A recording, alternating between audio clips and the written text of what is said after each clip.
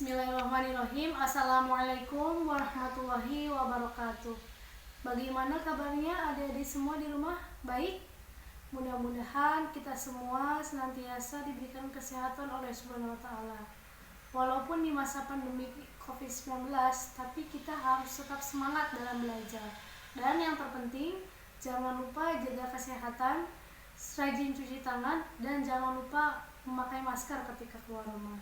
Nah, alhamdulillah pada hari ini kita berjumpa lagi di pembelajaran matematika.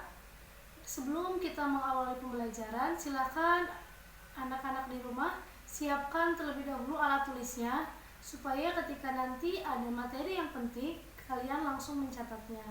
Nah, baik, kalau sudah disiapkan alat tulisnya, kita awali pembelajaran hari ini dengan membacakan suratul Fatihah. Berdoa dimulai.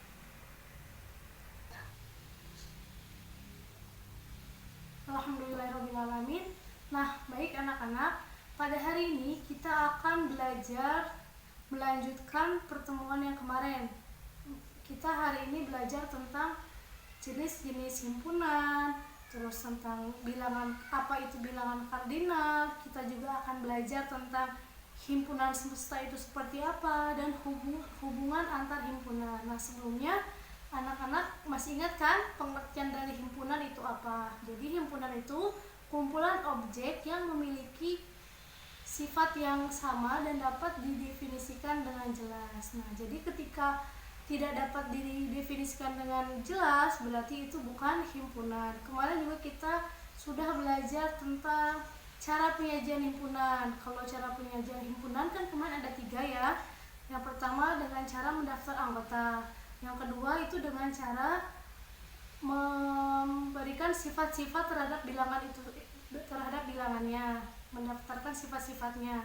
Dan yang terakhir itu dengan cara penyajian notasi. Nah, jadi itu ada 3 cara penyajian himpunan. Jadi hari ini kita akan belajar tentang jenis-jenis himpunan ya. Nah, untuk itu silakan kalian amati video pembelajaran hari ini dan jangan lupa dicatat materinya. Selamat belajar. Baik anak-anak, pada hari ini kita akan belajar tentang himpunan. Nah, sebelumnya pada pertemuan minggu kemarin kita sudah belajar tentang himpunan ya.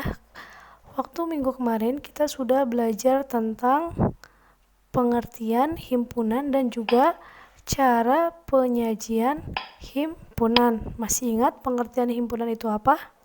Mari kita review kembali materi sebelumnya. Nah, jadi himpunan adalah kumpulan objek-objek yang dapat didefinisikan dengan jelas sehingga dapat diketahui objek yang termasuk himpunan dan yang bukan himpunan. Jadi ketika ada suatu objek yang dapat didefinisikan dengan jelas, maka itu termasuk himpunan. Akan tetapi ketika ada suatu objek-objek yang tidak dapat didefinisikan secara jelas, berarti itu bukan termasuk himpunan. Seperti itu ya. Nah, kita juga kemarin sudah belajar tentang notasi himpunan. Coba diingat kembali bahwa dalam notasi himpunan itu ada notasi pembentuk himpunan itu menggunakan kurung kurawal ya, kurung kurawal. Dan himpunan kosong itu dinotasikan dengan tanda 0 kemudian disilang, atau bisa juga menggunakan tanda kurung kurawal. Nah, himpunan bagian itu notasinya seperti ini. Jadi kalau misalkan A himpunan bagian dari B, berarti penulisannya seperti ini ya. Nah, terus himpunan yang sama maka dinotasikan dengan tanda sama dengan. Himpunan yang ekuivalen dinotasikan seperti ini. Berarti A ekuivalen dengan B. Seperti itu. Nah, himpunan yang saling lepas itu menggunakan notasi garis miring 2. Dan banyaknya anggota himpunan Q itu dinyatakan dengan N dalam kurung Q. Jadi itu tentang notasi dalam himpunan ya. Kemarin juga kita sudah belajar tentang menyatakan suatu himpunan. Jadi dalam menyatakan suatu himpunan itu bisa dengan kata-kata atau menuliskan sifat bilangannya itu. Contohnya di sini Ki adalah himpunan bilangan asli yang kurang dari 10. Berarti Ki sama dengan bilangan asli kurang dari 10. Dan juga bisa menggunakan notasi pembentuk himpunan. Contohnya Ki sama dengan bilangan asli kurang dari 10. Nah, berarti cara penulisannya Ki merupakan suatu himpunan di mana X itu lebih kecil dari 10 dan X merupakan elemen bilangan asli. Nah, selanjutnya bisa juga dengan menggunakan menyatakan himpunan itu dengan cara mendaftarkan anggota-anggotanya. Contoh, Ki sama dengan 1, 2, 3, 4, 5, 6, 7, 8, 9. Berarti ini artinya 1 sampai 9 merupakan anggota dari himpunan Ki. Seperti itu ya. Jadi ada 3 cara dalam menyatakan suatu himpunan. Nah, hari ini kita akan belajar tentang jenis-jenis himpunan. Nah, jenis-jenis himpunan ya. Jadi dalam himpunan itu ada beberapa jenis. Yang pertama itu ada yang dinamakan himpunan berhingga dan himpunan tak berhingga.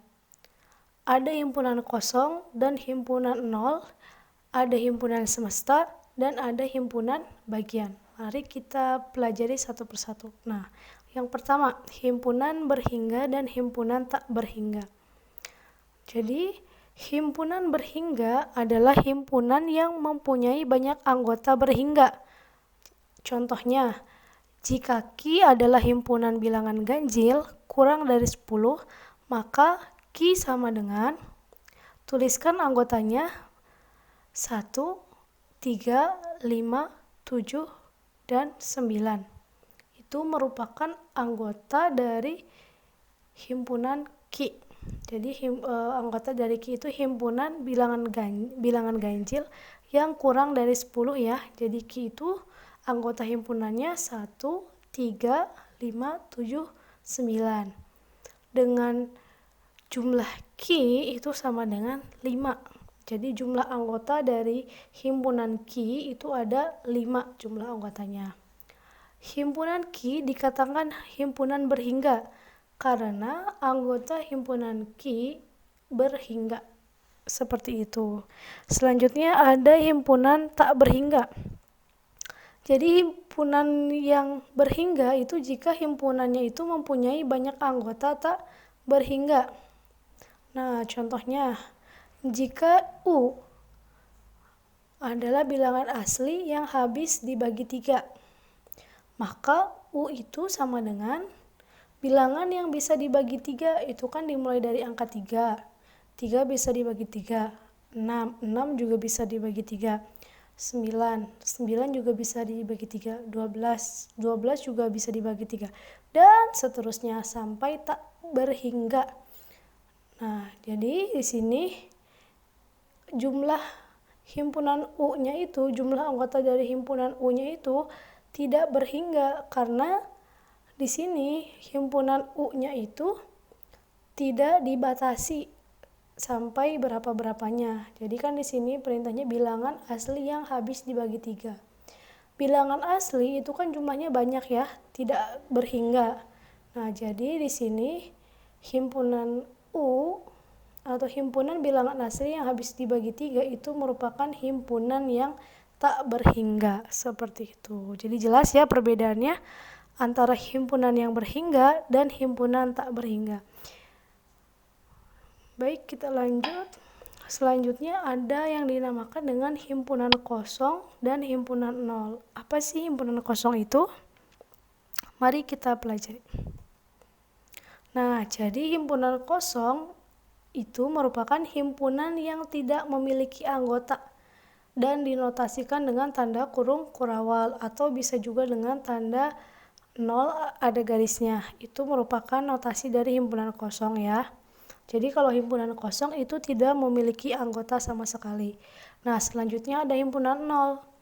Nah, himpunan 0 adalah himpunan yang hanya mempunyai satu anggota, yaitu 0. Jadi anggotanya itu cuma ada satu, yaitu hanya 0 saja anggotanya, seperti itu. Nah, selanjutnya ada yang dinamakan dengan himpunan semesta. Himpunan semesta adalah himpunan yang memuat semua anggota himpunan yang dibahas. Nah, dan dilambangkan dengan huruf kapital dari U atau huruf besar dari U. Misal, himpunan U anggotanya adalah A, B, C, D, E, F. Dan himpunan A anggotanya itu A, B.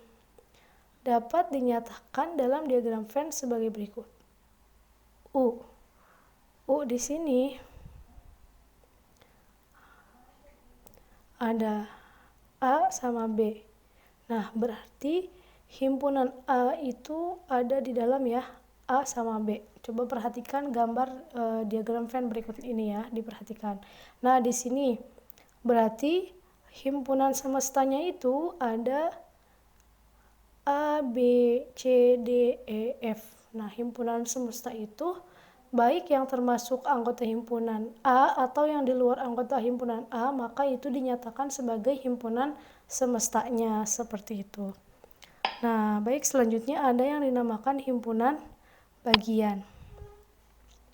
Nah, himpunan bagian merupakan himpunan, misalkan gini, himpunan B merupakan himpunan bagian A jika setiap anggota himpunan B juga menjadi anggota himpunan A. Jadi ketika himpunan B-nya bukan termasuk bagian himpunan A, maka itu bukan himpunan bagian ya. Jadi syaratnya himpunan bagian itu anggota himpunan B-nya itu juga menjadi anggota himpunan A. Nah, dapat dinyatakan dalam bentuk diagram Venn berikut ini. Nah, di sini semestanya ya, U itu semestanya, dan himpunan A, ada himpunan A, ada himpunan B. Jadi di sini himpunan B termasuk ke dalam bagian dari himpunan bagian A ya, seperti itu. Nah, dan untuk menentukan banyaknya himpunan bagian dari himpunan B itu dapat ditentukan dengan 2 pangkat N, seperti itu. Nah, jadi itu ya, kita sudah mengenal jenis-jenis himpunan. Jadi ada 4 jenis ya, ada himpunan berhingga dan himpunan tak berhingga, himpunan kosong dan himpunan nol, himpunan semesta, dan yang terakhir itu himpunan bagian. Nah, baik, selanjutnya ke hubungan antar himpunan. Jadi dalam himpunan juga ada hubungannya ya, mempunyai hubungan. Nah, 2 himpunan dikatakan tidak saling lepas atau berpotongan jika sebagian kedua himpunan mempunyai anggota yang sama. Dan 2 himpunan dikatakan saling lepas jika kedua himpunan tidak mempunyai anggota yang sama. Berarti tidak ada anggota yang sama di antara kedua himpunan itu. Berarti itu dinamakan himpunan yang saling lepas. Selanjutnya ada 2 himpunan dikatakan sama bila kedua anggota himpunannya sama. Jadi anggotanya itu sama persis, berarti itu dinamakan atau bisa dikatakan sebagai 2 himpunan yang sama. Nah, selanjutnya ada himpunan ekuivalen. Nah, maksud ekuivalen ini maksudnya ketika 2 himpunan P dan Q dikatakan ekuivalen jika jumlah himpunan P-nya itu sama dengan jumlah himpunan Q-nya, seperti itu. Walaupun anggotanya tidak sama, akan tetapi jumlahnya sama, berarti itu termasuk 2 himpunan yang dikatakan ekuivalen, seperti itu ya. Jadi itu hubungan antar himpunan. Baik anak-anak, mungkin itu saja yang bisa Ibu sampaikan. Dan untuk pertemuan selanjutnya kita akan membahas tentang operasi himpunan dan cara menyelesaikan masalah dengan menggunakan himpunan. Itu akan kita bahas di pertemuan selanjutnya. Nah, setelah mendengarkan materi ini, silahkan nanti kalian mengerjakan latihan soal. Jangan lupa ya. Baik, terima kasih. Mungkin itu saja yang bisa Ibu sampaikan. Semangat terus dalam belajar dan jangan lupa jaga kesehatan. Ibu akhiri, wassalamualaikum warahmatullahi wabarakatuh.